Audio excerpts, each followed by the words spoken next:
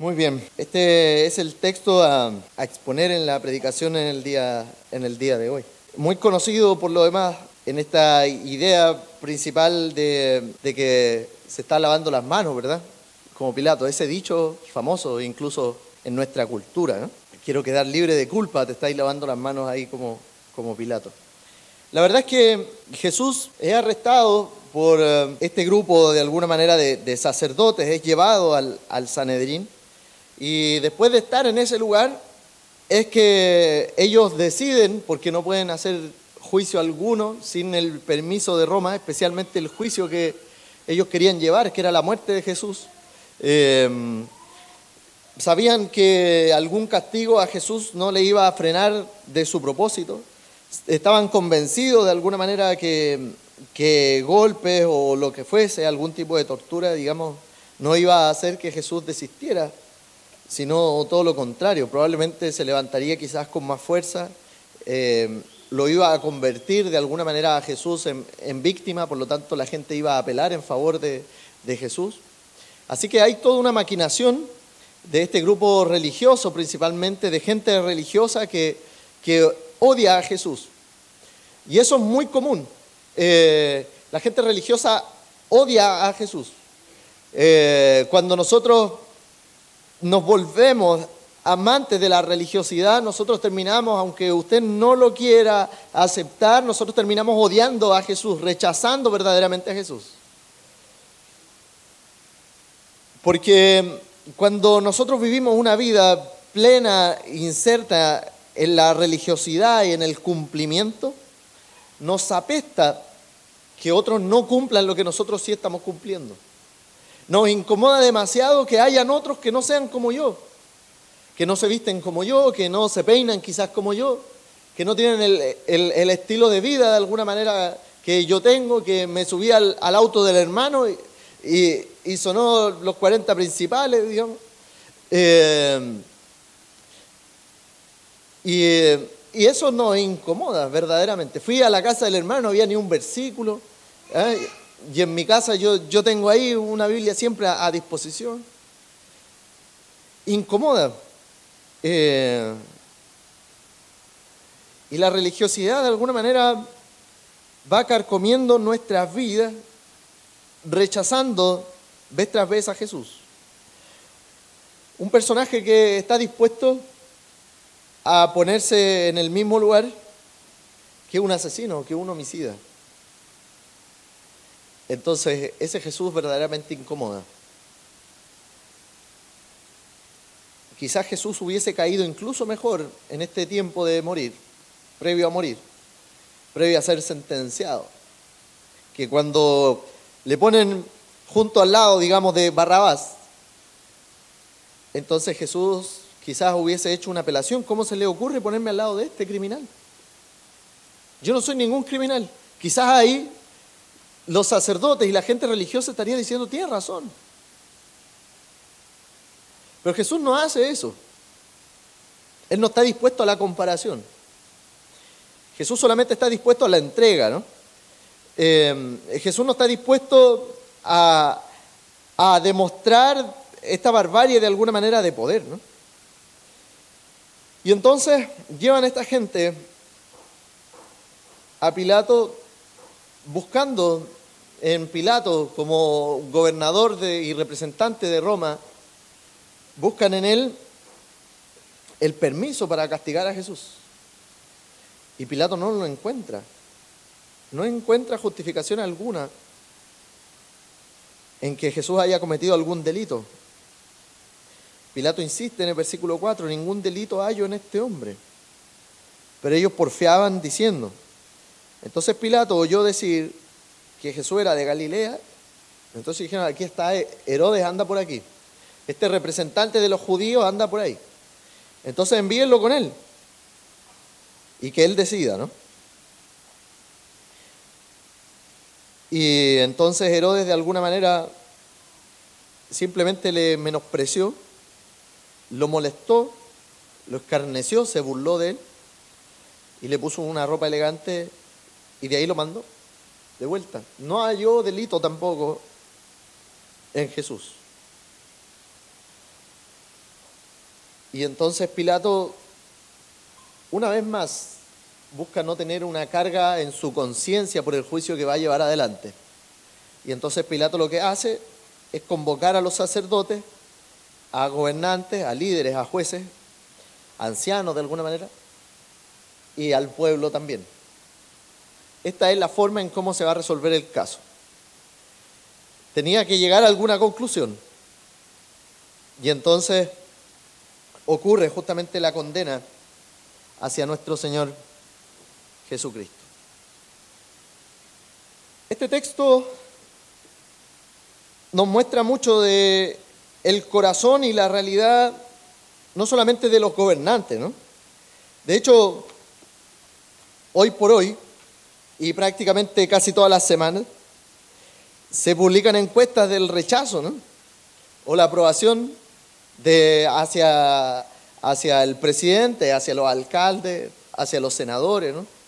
De repente a uno le llaman por teléfono y le hacen aquellas preguntas, o llega algún correo electrónico en el cual se busca: ¿usted está de acuerdo con tales y tales medidas? ¿Creen que ha hecho bien el trabajo, verdad?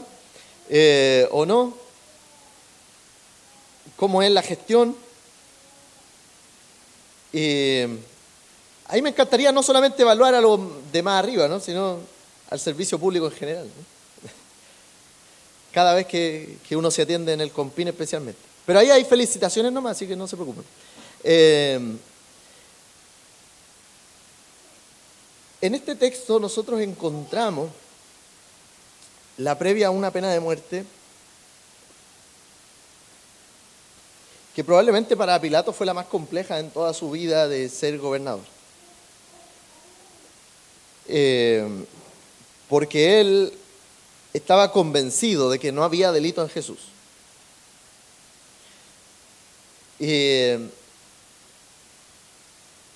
A través de la aprobación o la desaprobación de alguna manera de su forma de gobernar, él permite que el proceso siga hacia adelante. Y lo que él hace, de hecho, es salir en medio para que otros tomen la decisión. Por eso Pilato convoca de alguna forma tanta gente, ¿no? Y nosotros vemos que esto está bastante preparado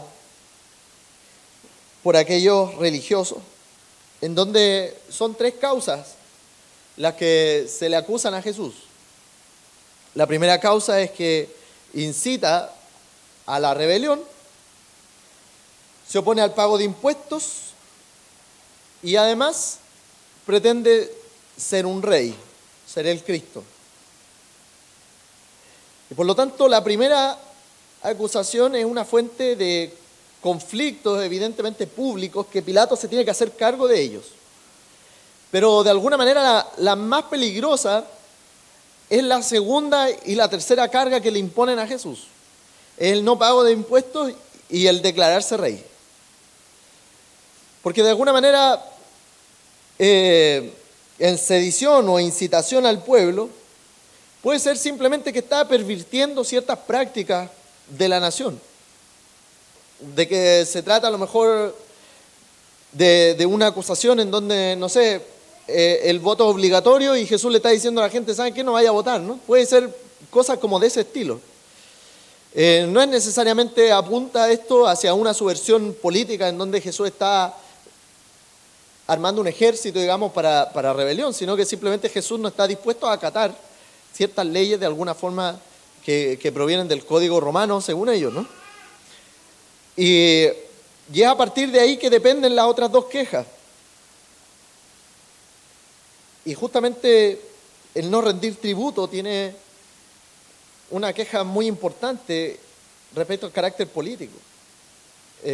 Porque Pilato era la persona responsable no solamente de mantener la paz en aquel lugar, sino que además era el responsable de los impuestos que se recaudaban.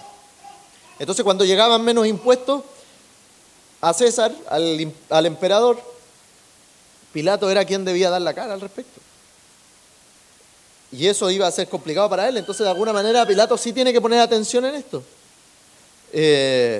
Y cualquiera que ponga la acusación, digamos, respecto a la tasa romana de los impuestos, está poniendo en tela de juicio la competencia propiamente tal, no solamente del imperio, sino que la competencia además del recaudador de estos impuestos. Sin embargo, nosotros hemos podido ver que el Señor nunca se opuso, de hecho, a esta acusación es absolutamente falsa, porque Jesús no se opuso al tema del pago de los impuestos, ¿no? Vemos en el capítulo 20, en el versículo del 20 al 26, en la cuestión del tributo. ¿Es lícito dar tributo a César o no? Entonces Jesús responde, denle a César lo que es de César y al Señor lo que es de él. Así que, en cierto sentido, ellos están mintiendo con esta acusación, pero la tercera acusación es la más importante. Que si Jesús declara a él mismo ser el Cristo, entonces Jesús en algún momento va a generar una revolución. Y gente se va a levantar en armas contra Roma. Y por lo tanto eso necesitaba ser controlado. Pero Pilato percibe justamente que Jesús no es una persona sediciosa, no una persona revolucionaria. Jesús no es una persona que desea levantarse así literalmente contra la potencia en aquel momento y derrocarlo con la fuerza y con el poder que la mayoría de los judíos está esperando. Y Pilato de alguna manera investiga más a fondo esta cuestión de si verdaderamente es el Cristo o no. En el Evangelio de Juan nosotros vemos un diálogo más extenso respecto a esta acusación entre Pilato y Jesús. Pero simplemente Pilato aquí, el evangelista nos muestra y nos dice, ¿eres tú el rey de los judíos? Y Jesús responde, ¿no? Tú lo has dicho. Pero es una expresión así, es una expresión griega, de hecho, ese tú lo has dicho, es como decir, no es una aseveración, así como que Jesús esté luchando por decirle, sí, ¿sabéis qué? Sí, yo soy, ya, ¿qué tanto? No es algo así potente, sino es algo muy tranquilizador. Tú estás diciendo que lo soy, ¿no? Si tú no dices, entonces no. Es de ese tipo de afirmación la que Jesús está haciendo en este momento. Y por lo tanto, Pilato no encuentra, incluso en aquella frase, un convencimiento así tan potente de que diga, ¿sabes qué? Jesús sí verdaderamente está formando sedición porque él dice que es el rey de los judíos. El Pilato no está convencido a pesar de que Jesús le dice, tú lo has dicho, ¿no? O sea, si yo soy el que debo cuidar un imperio y Jesús me responde, si tú has dicho que yo soy, entonces hay que mandarlo a matar. Pero aquí no hay nada que merezca la muerte. Pilato ve a Jesús como un hombre muy entusiasta, ¿no? Y un entusiasta inofensivo. Sin embargo, la gente presiona a Pilato.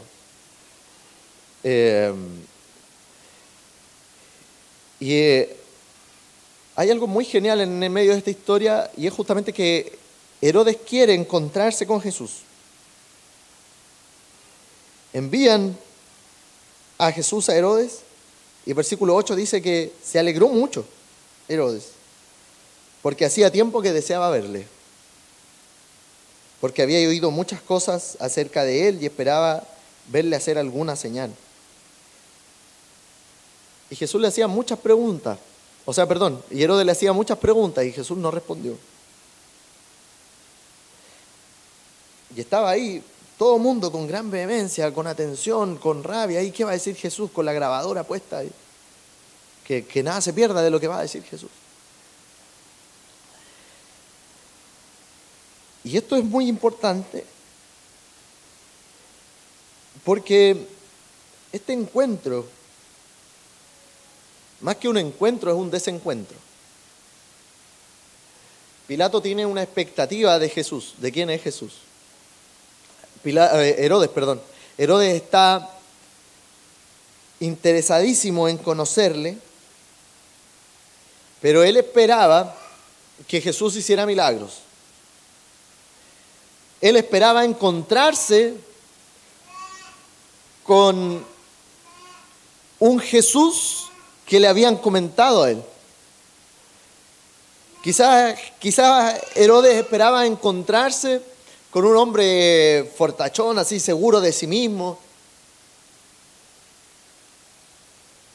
que iba a llegar a ver a Herodes, y para que Herodes se convenciera, Jesús iba a llegar y hacer un milagro, ¿no? Y la verdad es que ahí es donde nosotros debemos tener cuidado en este encuentro. ¿Por qué debemos tener cuidado en ese encuentro? Porque nosotros debemos tener cuidado en el encuentro que nosotros tenemos con Jesús en nuestras vidas. Y esto es importantísimo, porque muchas veces esperamos encontrar verdaderamente una rica espiritualidad en Jesús, pero no la encontramos porque nosotros le hemos puesto parámetros a Jesús, nosotros le hemos puesto expectativas a Jesús. Y no solamente eso, hemos esperado encontrar en Jesús ciertas cosas que Jesús haga por mí, o incluso por otros. Cuando nosotros buscamos a Jesús buscando esperar algo,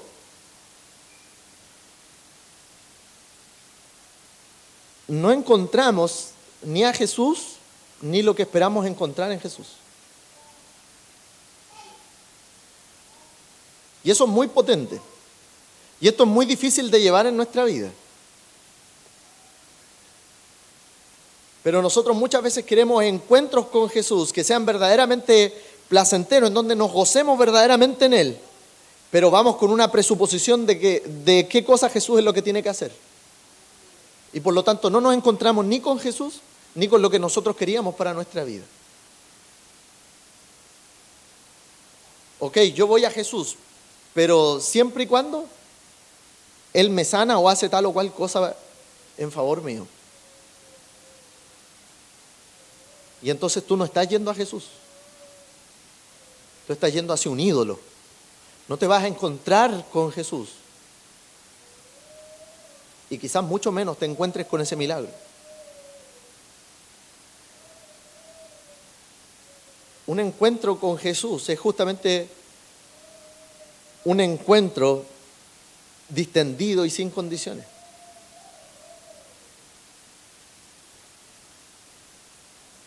Fíjense en esto.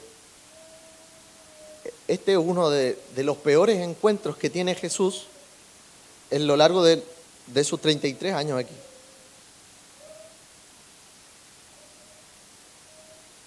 Herodes no encontró ni a Jesús, ni disfrutó de estar con Jesús. Él lo recibe con alegría. Él se alegró mucho porque deseaba verle, deseaba conocerlo, deseaba estar con él ahí cara a cara. Pero Jesús no muestra su poder, ni aún peor, ni siquiera responde sus preguntas. Porque Jesús no está para responder las expectativas de Herodes. Jesús no está tampoco para responder nuestras expectativas en nuestro encuentro. Jesús quiere que verdaderamente uno se enamore de Él, por quién es Él, por lo que Él ha hecho. Confiando ciegamente y disfrutando de Él para siempre. Pero muchas veces hemos ofrecido incluso compromisos al Señor. Señor, yo me comprometeré de manera más fehaciente si tú haces aquello en mi vida. E incluso si eso se cumple, no logramos aquel encuentro con Jesús. Señor, yo estoy dispuesto a servirte aún más, siempre y cuando cambies el carácter de mi marido. Y el marido se convierte en un ángel y nunca más te encontraste verdaderamente con el Señor. Quizás tú intentaste cumplir la promesa y todo, pero nunca lo lograste disfrutar. Porque incluso al Jesús haber cumplido lo que tú esperabas, aún así Jesús no cumplía tu verdadera expectativa. Y ese es un problema hoy. Nosotros esperamos encontrarnos con un Jesús y que haga tal o cual cosa que nosotros necesitamos. Este encuentro es verdaderamente un desencuentro y un terrible desencuentro tanto para Herodes como para Jesús. ¿Qué quiere este de mí? ¿Que yo haga un show, una pirotecnia? ¿Que si él mide 1,60 m, hoy día mida 1,80 m porque yo estoy aquí con él?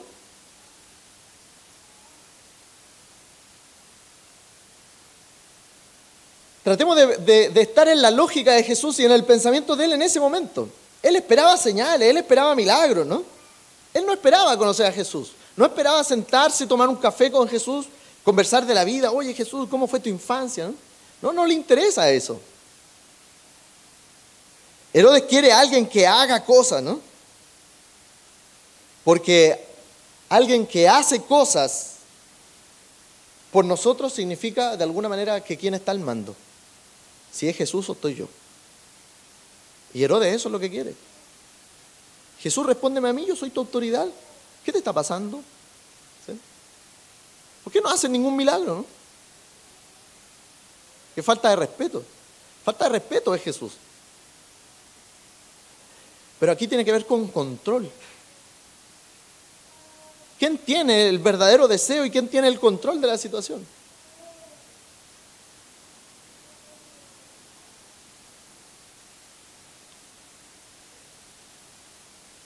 Y Jesús no está para eso. Jesús está para servir. Jesús está para sanar y mostrar su poder verdaderamente frente a quien padece alguna necesidad y espera encontrarse con Él más que encontrarse con el milagro de Jesús.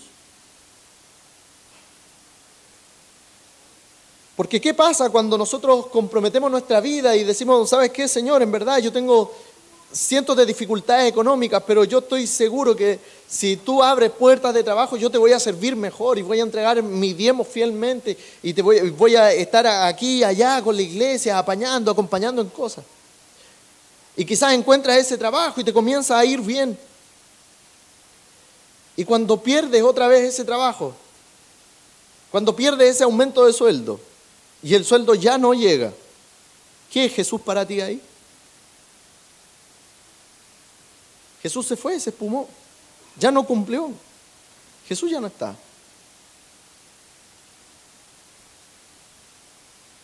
Es por eso que la lectura de alguna forma de Filipenses 4, la que leímos anteriormente, es tan importante en esa realidad. Todo lo puedo en Cristo que me fortalece, porque me he encontrado verdaderamente con Él. Y no con los deseos míos que Jesús puede cumplir. Y eso es fundamental en nuestra vida. Entonces, cuando Jesús hace algo por nosotros y nosotros nos aferramos más a ese algo que a Jesús, nosotros nos convertimos en idólatras. Y nuestra fe es débil. Absolutamente débil. Y entonces Jesús no está interesado en cumplir los deseos de Herodes. Porque Jesús tiene otro plan. Jesús tiene el plan que ojalá en algún momento Herodes pueda arrepentirse, digamos, y caer postrado bajo el liderazgo de Jesús, y no al revés. Entonces, si Jesús cumple su entusiasmo, Herodes va a asumir que él está por sobre Jesús. Y eso no puede ser. Así que Jesús lo desilusionó. ¿Y sabe qué? Jesús puede desilusionarnos a nosotros también. Y lo digo en esta manera, así como fue Herodes en este momento, vivió probablemente la peor desilusión de su vida. Alguien que no tiene ningún poder, que probablemente está encadenado, que no puede arrancar. Y el tipo no es capaz de hacer lo que yo quiero.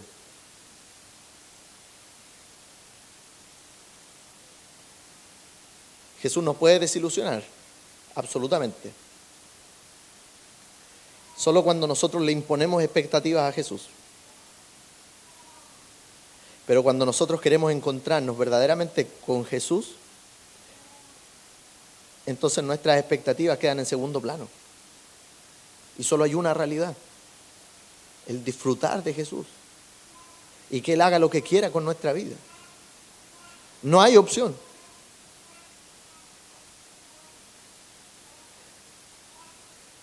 Así es que al ver esto, Pilato se enojó, Herodes insistió y permite que a Jesús le hagan tonteras. Le escarneció, ¿no? Él permitió que un grupo de soldados molestara a Jesús, quizás le golpeara y le pusiese esa ropa espléndida. Así que, ¿en serio, Jesús, tú piensas que estáis sobre mí? No. Él hace cosas que no hizo Pilato, ¿no? Pero Herodes tenía esta expectativa y Jesús no la cumplió, entonces me burlo de Jesús, pues yo tengo que estar sobre Jesús. Si yo quería que hiciera un milagro y no lo hizo. Entonces Jesús no es quien dice ser. Y entonces jugamos con Jesús. Así que visten a Jesús con ropas reales, ¿no? Con una ropa espléndida. Se burlan de él. Y eso muestra justamente que Herodes quiere demostrar que él tiene poder. Él tiene poder sobre Jesús. Herodes pudo haberlo mandado lisa y llanamente así nomás de vuelta con Pilato. Pero no, él primero que hizo la burla. Eso es lo que quiso Pilato y Herodes ahora.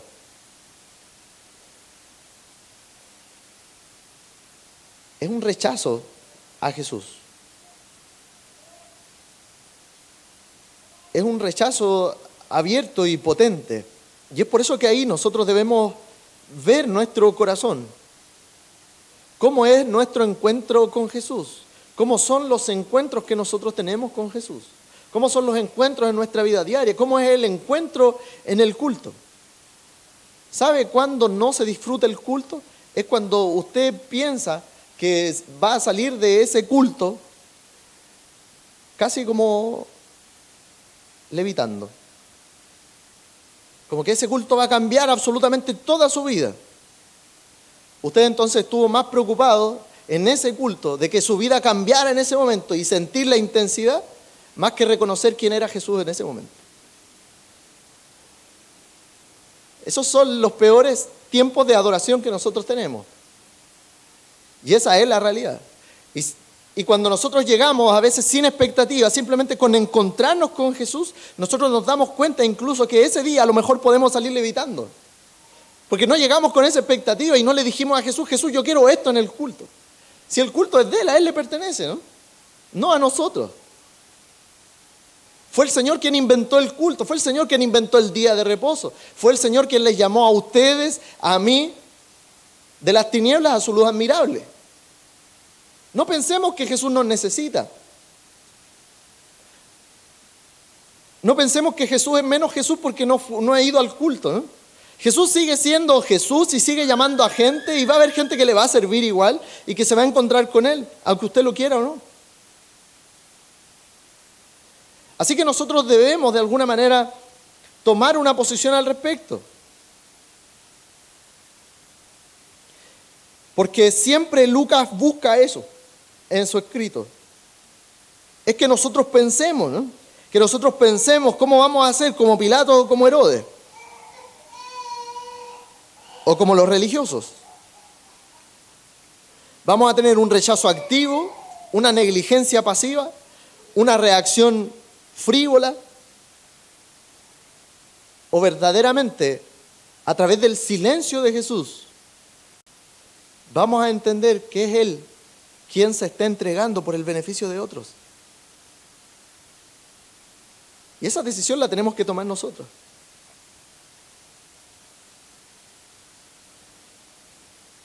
Y eso es crucial en nuestras vidas.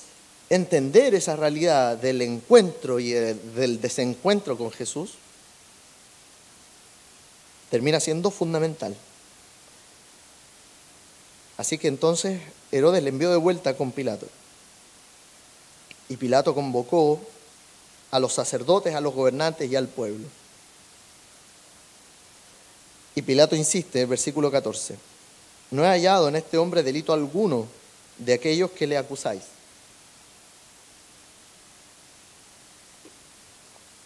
Y ni aun Herodes, Nada digno de muerte ha hecho este hombre. Le soltaré, pues, después de castigarle.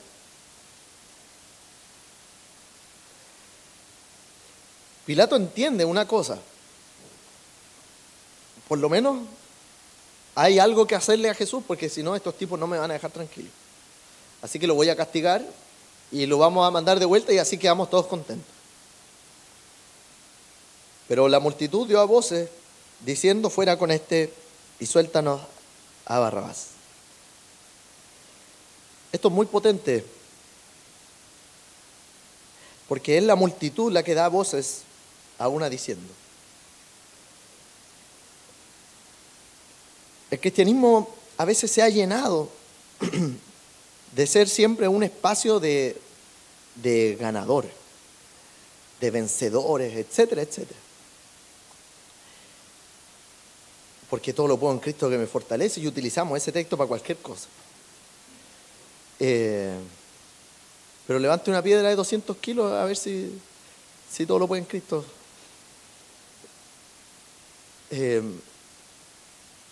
Y aquí lo que sucede es lo que el chileno le denomina el chaquetero. Una semana antes a Jesús le aclamaban: bendito el que viene.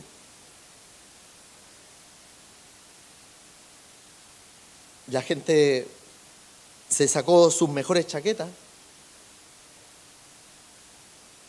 y las puso ahí en el suelo para que Jesús caminase sobre ellas.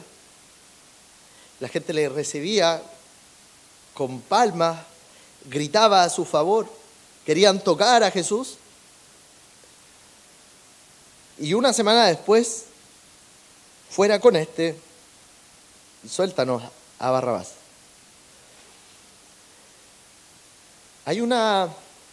El ser humano tiene una inversión dramática en su actitud. Somos propensos a esa inversión, a darnos vuelta de una manera increíble, en donde a alguien hoy día le podemos echar flores y el día de mañana enterrarlo en el cementerio en nuestra imaginación.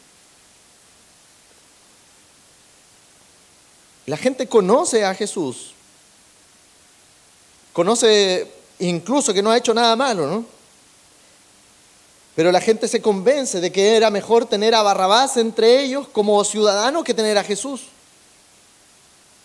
Alguien que está dispuesto a asesinar a otros, a generar revueltas, que a Jesús. No sabemos muchas cosas de Barrabás, pero esto fue decisivo para la sentencia. Jesús no está perturbando la paz pública.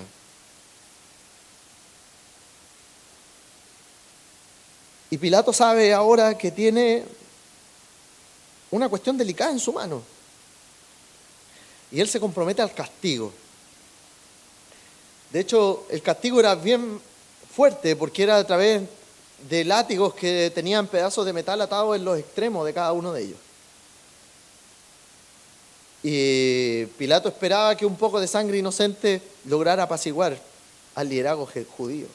Pero todo el mundo grita: llévate a ese, suéltanos a Barrabás. Pilato está seguro que no iba a sentenciar a Jesús. Sí, o sea, es poner dos cosas ahí en la balanza, ¿no? Hay una cuestión obvia. Hay uno que es un asesino y hay otro que ha multiplicado panes, peces, alimentado gente, calmó la tormenta, sanó enfermos.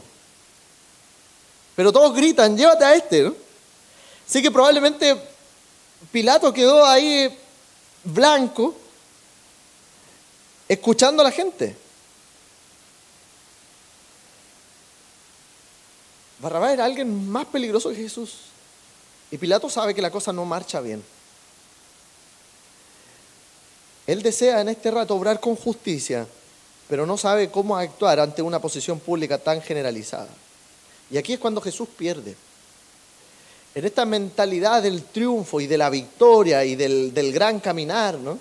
Que siempre tienes que caminar con fe, porque para algunos caminar con fe es que todo va a ir bien. No es caminar en que el Señor tiene las cosas bajo control y que Él va a bendecir a través de su soberanía y te va a llevar por verdaderos y delicados pastos, ¿no? Sino es simplemente tenéis que tener fe en que el asunto sí o sí va a salir como tú estás pensando, ¿no? ¿No? Y esa no es la fe cristiana, queridos. Esa es otra fe. Esa es una fe más cercana al movimiento de la nueva era, digamos, que piensa en lo positivo. Entonces, con tener esa mentalidad ganadora y todo, uno siempre va a terminar como vencedor. Pero eso no es una fe cristiana. Y entonces la gente termina pensando de alguna manera que Jesús siempre fue un ganador, que Jesús de alguna manera, y que el cristianismo por lo tanto siempre debe ser vencedor, como el cristianismo lo piensa, o como el cristiano se lo propone. Y tenemos ese dicho de proverbio, ¿no? Que uno propone y Dios dispone, pero para cuando conviene, ¿verdad? Cuando hicimos las cosas verdaderamente mal, ahí uno propone, pero Dios dispone. Entonces, nosotros debemos entender que aquí Jesús incluso perdió la votación democrática más importante probablemente en la historia. Jesús la perdió. La democracia no siempre elige lo mejor. Por eso nuestra fe no debe estar puesta nunca en la democracia, sino en el gobierno de Dios. Debemos participar en ella como ciudadanos que buscan el bien. Pero eso no significa que la multitud va a buscar el bienestar.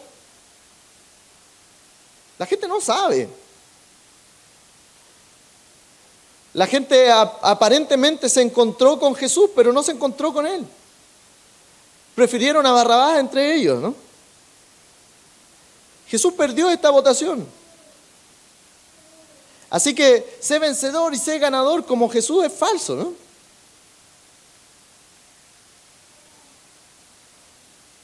Jesús ahí, en la proclamación ahí de la democracia para su juicio, fue un mal juicio para Él. La gente quería estar satisfecha con la muerte de Jesús, con una muerte truculenta, ¿no? A Jesús se le estaba condenando por traición. La crucifixión era eso. El reo se lleva su cruz para la ejecución.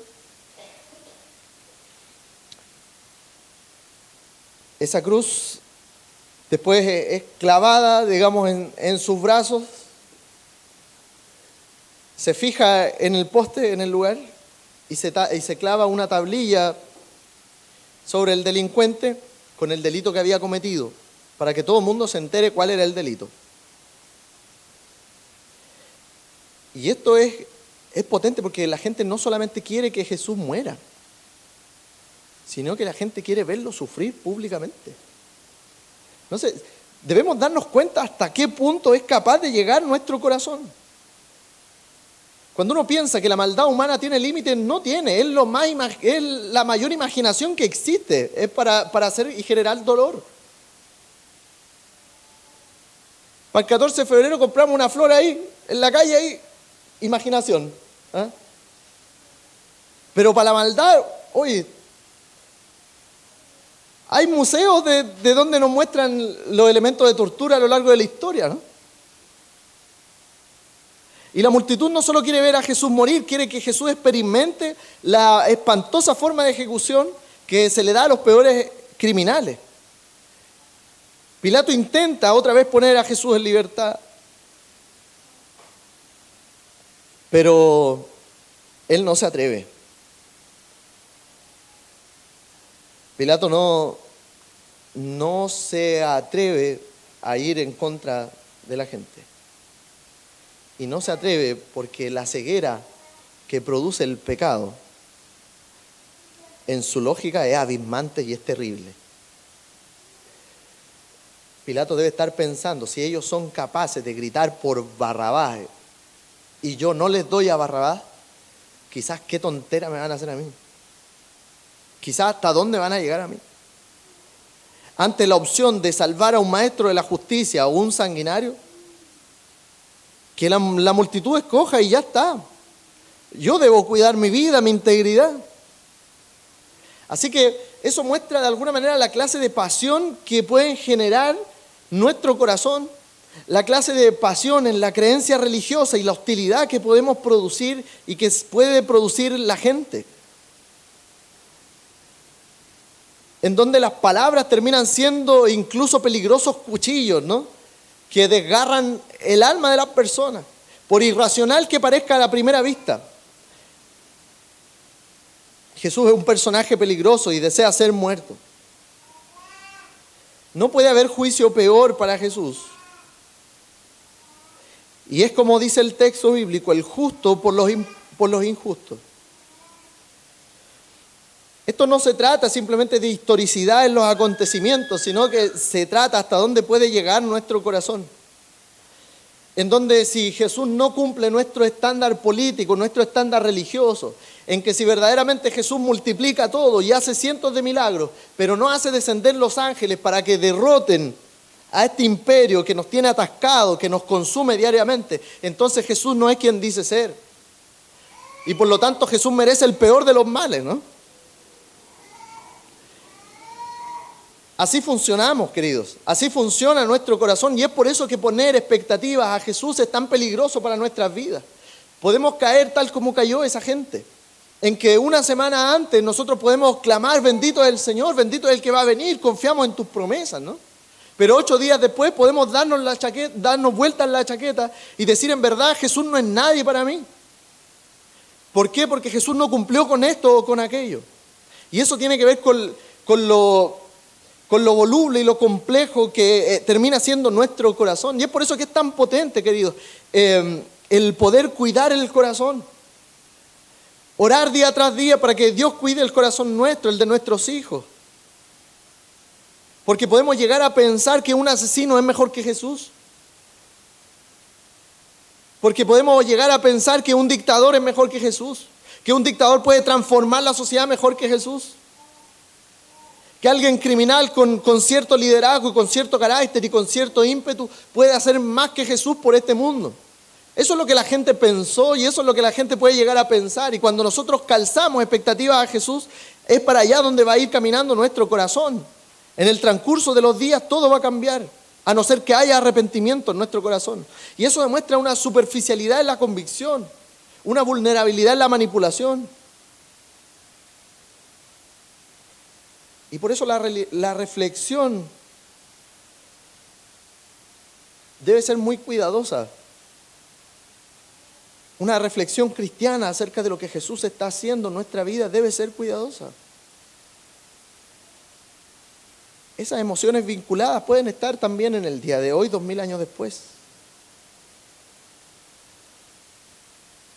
Y Pilato es alguien que está atrapado en la presión popular. Un hombre que se interesa en precisar de dónde sopla el viento y va entonces la veracidad respecto de Jesús. Nuestro mundo hace cientos de afirmaciones acerca de Jesús. Algunas de ellas tergiversadas, otras no. Pero muchas de ellas confusas. Y por lo tanto, la mejor forma de responder a nuestra pretensión que hay en nuestro corazón es que no solamente logremos leer la Biblia, sino que la Biblia sea quien interprete nuestra vida y corazón. No nosotros ser simplemente los intérpretes de ella, sino que ella sea la que interprete a nosotros como lectores de ella. Y es por eso que nosotros debemos buscar y analizar directamente las afirmaciones que hace Jesús. Y eso terminará siendo potente para nuestras vidas. Terminará justamente guiándonos a que Jesús sea el ancla de nuestro corazón y no la sociedad. Mucha razón tenían nuestras madres cuando nos decían, ay, si todos se tiran de arriba del puente, entonces vos también te vas a tirar. ¿A quién no lo retaron así? ¿A quién no lo han retado así? Ahí me retaron así. No, en serio, ¿hay alguien que no lo retaron así? Eso funciona y es increíble, porque es real. Pero ¿saben por qué? Porque nuestra mamá también se tiró del puente junto con ellos antes. Por eso nos dijo eso. Nuestro corazón funciona de esa manera. Y de ahí emana la vida. El corazón de una persona puede generar movimientos de amor verdaderamente, de vínculos y de encuentros. Pero alguien con carisma y con un mal corazón puede generar exactamente encuentros llenos de hostilidad, al cual todo mundo puede seguirle incluso, pensando que va a generarse un mundo mejor. Y lo maravilloso de todo esto es que Jesús no tuvo problemas de ponerse al lado de alguien que tenía ese tipo de corazón, que estaba dispuesto a mover multitudes para generar odio, para generar mal, para asesinar a otros. Jesús no tuvo problema con estar en el mismo lugar que Barrabás. Así que descuida, Jesús no tiene ningún problema de poder estar a tu lado tampoco. Jesús no tiene problema de poder estar con alguien que desea expulsar odio y asesinar personas. Jesús quiere estar al lado de él para poder servirle, para poder amarle. Y eso es fundamental. Eso es lo que consigue justamente Jesús en la cruz. No solamente es en la cruz que es entregado el inocente, sino que desde el momento del juicio Jesús ya estaba dispuesto a entregarse por el culpable. Y con su muerte Jesús nos libera, con su entrega Jesús nos libera. Jesús estaba dispuesto incluso que Barrabás lo conociera. Así que el andar cristiano, de hecho, es una declaración de gratitud. Es una declaración de gratitud de que a pesar de que nosotros elegimos al malo, Él ocupó nuestro lugar. Jesús no se quejó cuando llevó la cruz. Jesús no se quejó de nosotros y de nuestra acusación frente a Pilato ni a Herodes diciéndole, ¿sabe qué? Esta gente busca hacerme el mal. Jesús no andaba así por la vida basándose en quejas y en quejas. Jesús hacía milagros y no se quejaba. Pucha, hice 100 milagros hoy día, estoy terrible cansado. No quiero hacer más nada, ¿no? Jesús no hacía eso. Así que usted no haga eso tampoco. No logre quejarse del otro, porque Jesús no andaba en la cruz, pucha, el geo se mandó este condoro. Pucha, por tal tengo que morir, ¿no? Él fue con gozo ahí a la cruz, porque sabía que de ahí provenía el mayor servicio para su vida, para nuestras vidas. No solo hubo perdón para un delincuente crucificado junto a él. Quienes hemos sido rescatados entendemos la verdadera libertad. Una libertad que Barrabás pudo decir, yo ahora soy libre, pero que no pudo disfrutar. Nosotros hoy podemos disfrutar de una verdadera libertad y que aunque el público no clame nuestro nombre para ser libres, hubo un Jesús que no quiso clamar nuestro nombre, sino que guardó silencio y fue a la cruz para que nosotros fuésemos verdaderamente libres. Así es como Dios funciona, así es como Cristo funciona y transforma nuestra vida. Por lo tanto, hoy nosotros debemos ser cuidadosos en que el encuentro de Jesús ha de ser sin expectativas, simplemente con encontrarnos con un rey. Y este rey más grandioso se ve justamente en el mayor servicio, no en el poder, como quiere hacerlo ver Herodes. El mayor rey de la historia es verdaderamente quien sirvió hasta lo sumo y vivió una muerte de cruz. Es por eso que el nombre de Jesús fue dado por sobre todo nombre, para que toda rodilla en el nombre de Jesús se doble y todo mundo entonces reconozca que no hay ningún otro rey en este mundo que no sea Jesús. Pero no existiría ese reinado sin un verdadero sacrificio y sin una verdadera muerte. Cuidemos nuestro corazón, de ahí mana la vida. Cuidemos nuestras expectativas, porque podemos desencontrarnos con Jesús y disfrutemos la verdadera libertad que no obtuvo Barrabás, pero que sí podemos tener nosotros a través de Cristo. Que el Señor nos bendiga, el Señor anime y fortalezca a cada una de nuestras vidas.